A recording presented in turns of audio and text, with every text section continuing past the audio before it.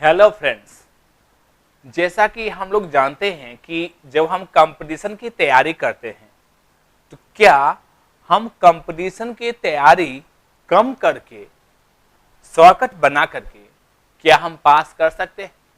उसका answer yes या no में भी है, दोनों तरफ से है। यानी एक ये कॉन्ट्राडिक्टरी क्वेश्चन है, क्या हम कम पढ़ के पास कर सकते हैं? तो एक तरीका है कि हम सिलेबस को कम कर दें। ठीक है, अगर आप मिनिमाइज करना चाहते हैं किसी चीज को, अगर आप चाहते हैं कि मिनिमाइज करें तो मिनिमाइज क्या करेंगे? आप मिनिमाइज कीजिए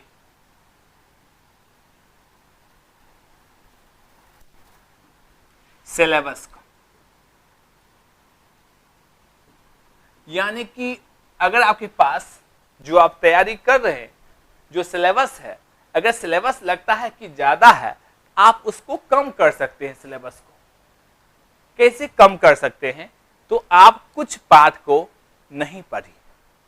अगर कुछ पाठ को नहीं पढ़ते हैं तो क्या होगा? आपके लिए सिलेबस कम हो गया। और वो पाठ हटाइए जो आपको टफ लगता है, उस पाठ को हटाएंगे तो आपका जहां गलती होने का चांस है वो भी कम हो जाएगा। तो अगर आप सिलेबस को कम करें तब तैयारी करें तो ये हो सकता है। यानी कि अगर मिनिमाइज करें तो आप नॉलेज को मिनिमाइज नहीं कर सकते। ठीक है, कि आप ये सोचें कि हम इसमें पढ़ेंगे ही कम, ठीक है, तो ये नहीं हो सकता। पढ़ना होगा, जो भी पढ़ेंगे वो आपको कंप्लीट पढ़ना होगा। कंप्लीट का मतलब ये नहीं कि इंटरनेट नहीं, जो एक नॉर्मल सिलेबस।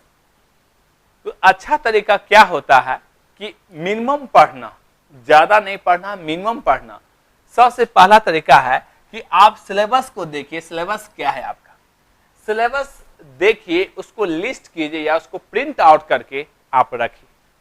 और सिलेबस में पॉइंट देखिए कि क्या क्या पॉइंट्स हैं सिलेबस का। जो जो पॉइंट्स है उसको टिक करते जाए। अगर वो फिनिश हो रहा है तो जरूर नहीं है कि इसके बाद यही हो, आगे हो, वो भी फिनिश कर सकते हैं, कोई दिक्कत नहीं। तो आप अपने सिलेबस का एक प्रिंट आउट फॉर्म ले करके आप अपने जहां भी पढ़ते हैं वहां नोटिस पर लगा दीजिए। और उसको देखने से आपको पता चलेगा कि आपका प्रिपरेशन किस डायरेक्शन में जा रहा है। ये नहीं सोचना है कि आपको कम आ रहा है, नहीं, क्योंकि कम तो सबको आता है। कम ही पढ़ते हैं, प्रॉब्लम से पढ़ते हैं, प्रॉब्लम से पढ़ते हैं, फिर से प्रॉब्लम आती है, वो खत्म नहीं होता है। आपको ये ध्यान रखना है कि आपका सिलेबस कैसे कैसे खत्म हो रहा है। अगर सिलेबस जो भी आप चूज किए, जैसे कि आप मिनिमाइज करना चाहते हैं अपनी पढ़ाई, तो सिलेबस को कम कीजिए।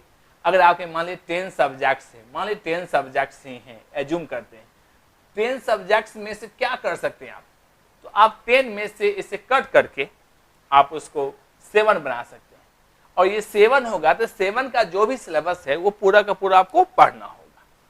अगर 7 सब्जेक्ट के जो भी सिलेबस हैं उसको निकालिए, उसको प्रिंट आउट कराइए और रखिए अपने सामने में, जहां भी पढ़ते हैं उसके सामने रखेंगे। अगर मल्टीपल पेज में है तो मल्टीपल पेज में आप उसको अलग अलग रखेंगे, इन्हें फोल्ड करके। और सिलेबस पर जब जब ध्यान देंगे, जब जब पढ़ेंगे, जब जब ध्यान देंगे, तो आपको नया नया चीज पढ़ने की इच्छा रहेगी। और धीरे धीरे कर क्या होगा कि आपका सिलेबस भी पूरा हो जाएगा। अगर जिसको कट किए हैं वो भी चांस है कि वो भी फिनिश हो जाए, क्योंकि आपको इच्छा बनती रहेगी कि इसके अंदर क्या है, इसके अंदर क्या है, तो रैंडम करते हुए काम हो जाएगा। तो जैसे कि अगर मिनिमाइज करना है तो पहले सिलेबस मिनिमाइज कीजिए।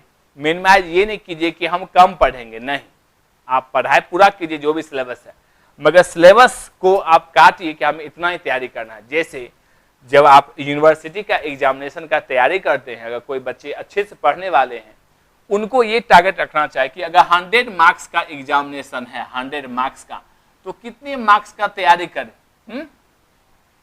तो उसको 80 मार्क्स का ही तैयारी करना चाहिए, ओनली 80 मार्क्स का।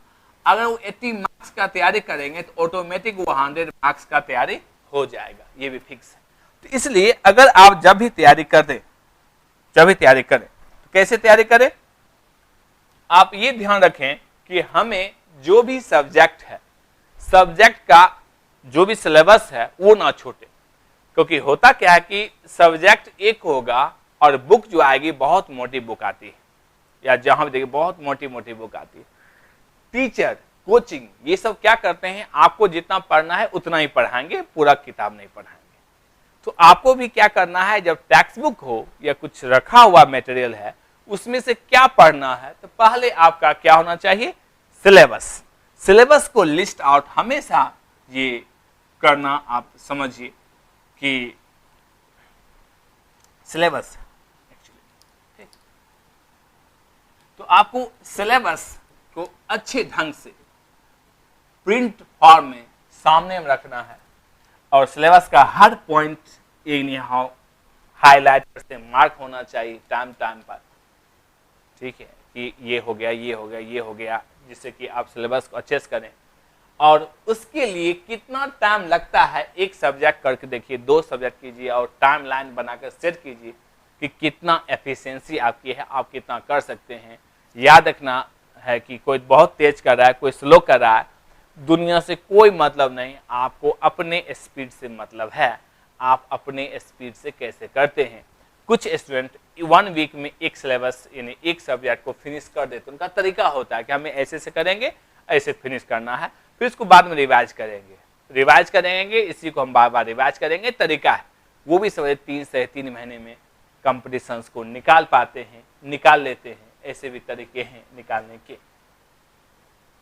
तो इसका मतलब है कि जब भी कंपटीशन का तैयारी करें तो क्या करना है, आपको सिलेबस को पहले छोटा करना है, सभी सब्जेक्ट का तैयारी नहीं करना है, और जब वो बन जाए तो ऑटोमेटिक आपका कॉन्फिडेंस बढ़ेगा, तो अदर सिलेबस भी है वो भी धीरे धीरे आपका हो जाएगा। तो इस तरह से प्लीज सिलेबस का फोकस करेंगे, पूरे बुक को फोकस नहीं करेंगे, और बुक तो आपको इन्हें होना चाहिए, प्रीवियस ईयर होना चाहिए, जो आपको इंस्पायर करेगा कि कैसे मुझे तैयारी करना चाहिए। Thank you.